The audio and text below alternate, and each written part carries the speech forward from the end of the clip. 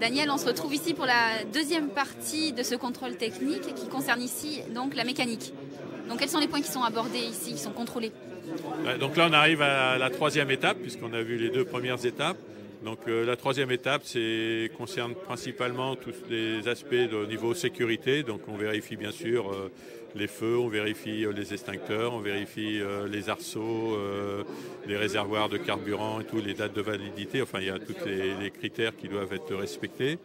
Donc ça c'est ce qui est vérifié dans cette étape. On vérifie aussi si les numéros sont bien posés dans le bon endroit, si toutes ces informations-là sont bien faites. Mais dans cette étape-là aussi, il y a d'autres éléments qui sont contrôlés, puisque la voiture, lorsqu'elle roule, elle embarque un certain nombre de matériel. Donc chaque voiture, par exemple, est équipée d'un système d'enregistrement de données. Donc, la télémétrie, la fameuse télémétrie. Voilà, donc nous, c'est un système qui nous permet de contrôler un certain nombre de choses, comme notamment aussi pour les voitures fermées et les GT, la température dans l'habitacle, puisqu'on on a réglementé la température dans l'habitacle. Donc là, on met en place ce boîtier à ce poste-là. On a aussi à vérifier aussi le fonctionnement des lampes de position qui permet d'avoir le classement des 3 premières dans chaque catégorie pendant la course.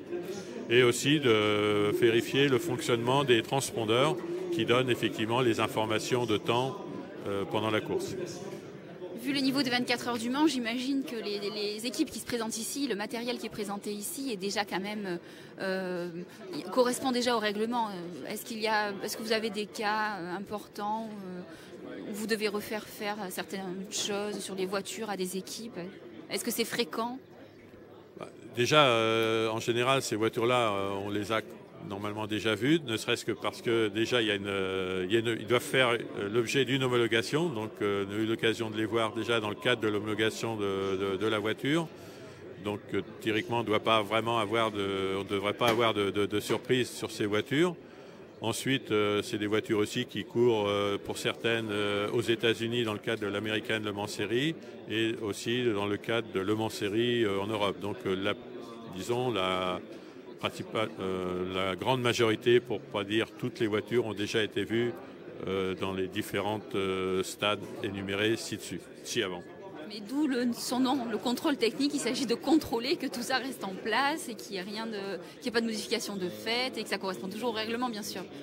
Attention, une voiture de compétition, c'est pas une voiture qui est figée, elle évolue tout le temps. Comme là, effectivement, donc on a fait l'inspection des voitures.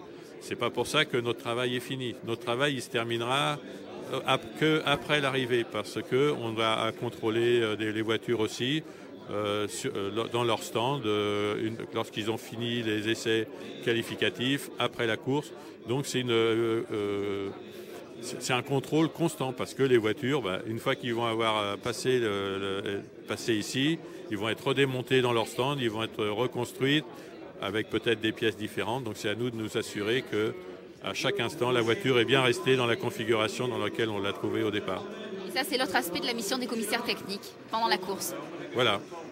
Merci beaucoup de nous avoir éclairés sur ce contrôle technique et très bonne semaine aux 24 heures du Mans. On vous retrouvera très probablement sur lemans.org. Merci. Ok, merci.